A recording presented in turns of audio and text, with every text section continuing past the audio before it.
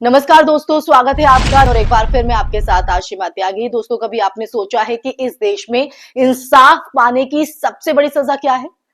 जवाब है इंतजार।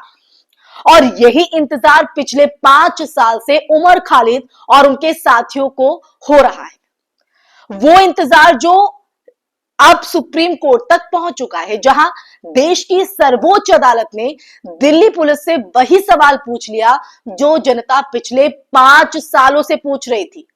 आखिर आपके पास सबूत कहां है? अब सर्वोच्च अदालत की तरफ से यह सवाल दागा गया है।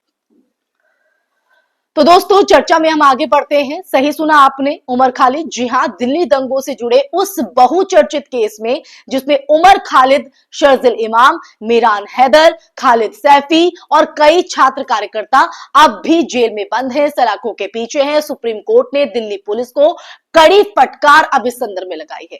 कोर्ट ने कहा है कि 5 साल बीत चुके हैं, फिर भी आप सबूत नहीं दे पाए। हर बार समय मांगने का क्या औचित्य है?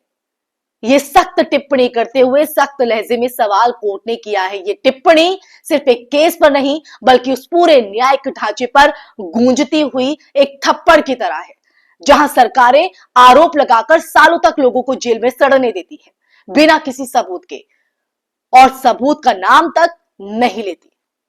2019 से 20 के दौरान सीएए एनआरसी विरोध प्रदर्शनों को याद कीजिए। उस दौर में सैकड़ों छात्रों, बुद्धिजीवियों और नागरिक कार्यकर्ताओं ने संविधान बचाने की बात की थी। उमर खालिद भी उन्हीं में से एक थे। जेएनयू के पूर्व छात्र की बात करें जिन्होंने अपने भाषणों में हिंसा नहीं, समझ रहे हैं आप, हिंसा का कोई जिक्र नहीं किया गया अपने भाषणों में, बल्कि लोकतांत्रिक प्रतिरोध की बात की थी। लेकिन फरवरी 2020 में जब उत्तर पूर्वी दिल्ली में दंगे हुए तो पुलिस ने बिना किसी ठोस सबूत के, बिना किसी आधार के उन्हें ही साजिश का मास्टरमाइंड बता दिया, जिसके बाद वो सलाखों के पीछे हैं। दिल्ली पुलिस ने यूएपीए जैसी कठोर धारा लगाई उन पर, और एक ऐसा कानून जो आतंकवादियों के लिए बना था। लेकिन इस्तेमाल हुआ छात्रों, एक्टिविस्टों और असहमति की आवाजों के खिलाफ। क्या यही है न्याय? लेकिन अब 5 साल बाद सुप्रीम कोर्ट पूछ रही है, आपके पास क्या है? और पुलिस का जवाब है, थोड़ा और समय चाहिए। सोचिए, ये वही पुलिस है जो एक ट्वीट या मीम के मामले में मिनटों में गिरफ्तारी कर लेती है या जजमेंट दे देती है, मगर जब बात सबूतों की आती है दोस्तों, तो सालों का वक्त भी कम बढ़ जाता है। 5 साल कम होते हैं क्या? और अब ऐसे थोड़े और समय में आप कैसे सबूत जुटा लेंगे जो आप 5 सालों से नहीं जुटा पाए? दिल्ली दंगों के बाद जिस तरह से एक तरफा कार्रवाई की गई है ना दोस्तों, वो देश में न्याय और निष्पक्षता की परिभाषा पर एक बड़ा प्रश्न चिन्ह है। अदालत में दर्ज बयानों के मुताबिक पुलिस ने अब तक 23,000 पन्नों की जो चार्जशीट है वो दाखिल की है, लेकिन उसमें ऐसा कोई प्रत्यक्ष या अप्रत्यक्ष सबूत नहीं है जो उमर खालिद या बाकी आरोपियों को हिंसा से जोड़ सके। बल्कि कई मौकों पर गवाहों ने खुद कहा है कि उनसे दबाव में बयान दिलवाए गए, फिर भी 5 साल तक किसी को जेल में रखना, क्या यही राज्य का कानून है या बदले की राजनीति का नया चेहरा? यह सवाल इसलिए दोस्तों क्योंकि दिल्ली पुलिस की अगर हम बात करें तो दिल्ली पुलिस की यह कार्यशैली हमें यह सोचने पर मजबूर करती है, या ये कहें कि सवाल करने पर मजबूर करती है कि क्या इस देश में असहमति अब गुनाह बन चुकी है? क्या सत्ता के खिलाफ बोलना अब आतंकवाद की श्रेणी में आने लगा है? और क्या न्यायपालिका का हस्तक्षेप ही अब एकमात्र उम्मीद बची है?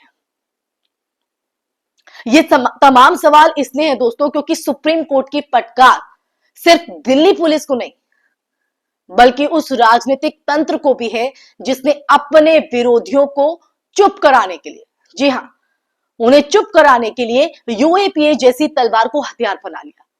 अदालत ने यह भी कहा कि अगर इतने सालों बाद भी जांच पूरी नहीं हो सकी, 5 साल लग गए, 5 साल का लंबा वक्त आपके पास, तो यह आरोपी के संवैधानिक अधिकारों का हनन है। ये बात जो है वो बेहद अहम है दोस्तों, क्योंकि भारतीय संविधान के अनुच्छेद 21 में जीने और स्वतंत्र रहने का अधिकार हर नागरिक को दिया गया है, हर नागरिक को, चाहे वो मुसलमान हो, हिंदू हो या किसी भी विचारधारा से जुड़ा व्यक्ति।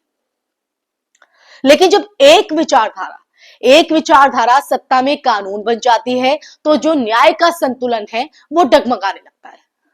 और डगमगाए भी क्यों ना, क्योंकि ये मामला अब सिर्फ उमर खालिद या उनके साथियों का नहीं रहा, ये भारत के लोकतंत्र की विश्वसनीयता का सवाल है दोस्तों। 5 साल से जेल में बंद वो लोग जिन पर आज तक कोई ठोस आरोप साबित नहीं हुआ, दरअसल देश के उन सभी नागरिकों की प्रतीक बन चुके हैं, जो असहमति के अधिकार पर विश्वास रखते हैं और उसी विश्वास के तहत सवाल करते हैं। लेकिन अब जब सुप्रीम कोर्ट ने यह साफ कहा कि कानून को राजनीतिक बदले का जरिया नहीं बनाया जाए और ना ही बनाया जा सकता है, तो ये उम्मीद की जा सकती है कि शुक्रवार की सुनवाई में एक ऐतिहासिक निर्णय आएगा। यानी शुक्रवार का दिन काफी अहम होगा, एक ऐसा निर्णय जो ये याद दिलाएगा कि न्यायपालिका अब भी सत्ता से ऊपर है और लोग उस पर विश्वास कर सकते हैं। लेकिन सवाल फिर वही है कि अगर 5 साल बाद भी इंसाफ सिर्फ संभावना के रूप में मौजूद है तो उस लोकतंत्र की असलियत क्या बची? क्या देशद्रोह और आतंकवाद जैसे शब्द अब सिर्फ असहमति को कुचलने के औजार बन चुके हैं क्या? अगर हम स्वतंत्र भारत में रहते हैं जहां हमें अपनी अभिव्यक्ति की आजादी है, तो अभिव्यक्ति तो किसी भी तरह की हो सकती है ना। वो हमारे सवाल की भी हो सकती है, हमारी नाराजगी की भी हो सकती है, हमारे प्रेम की भी हो सकती है। वो हमारी इच्छा के मुताबिक होना चाहिए। उमर खालिद और उनके साथियों की जमानत पर शुक्रवार का दिन काफी अहम है। शुक्रवार की सुनवाई सिर्फ एक केस की सुनवाई नहीं होगी दोस्तों, वो लोकतंत्र के दिल की धड़कन की जांच भी होगी। अगर अदालत ने इंसाफ दिया तो ये संविधान की जीत होगी, जिसे आज भी लाखों भारतीय अपनी आखिरी उम्मीद मानते हैं। और अगर नहीं दिया तो इतिहास ये जरूर लिखेगा कि इस दौर में सच बोलना सबसे बड़ा जुर्म था और सत्ता के खिलाफ सवाल उठाना सबसे लंबी सजा। तो इसी के साथ इस चर्चा में फिलहाल के लिए बस इतना ही। ये चर्चा आपको कैसी लगी कमेंट बॉक्स में कमेंट करके जरूर बताइएगा दोस्तों। साथ ही इस वीडियो को ज्यादा से ज्यादा शेयर भी कीजिएगा और हमारे चैनल को सब्सक्राइब कीजिएगा। तब तक के लिए अपना ख्याल रखिए। फिर हाजिर होंगे एक नए विषय के साथ। नमस्कार।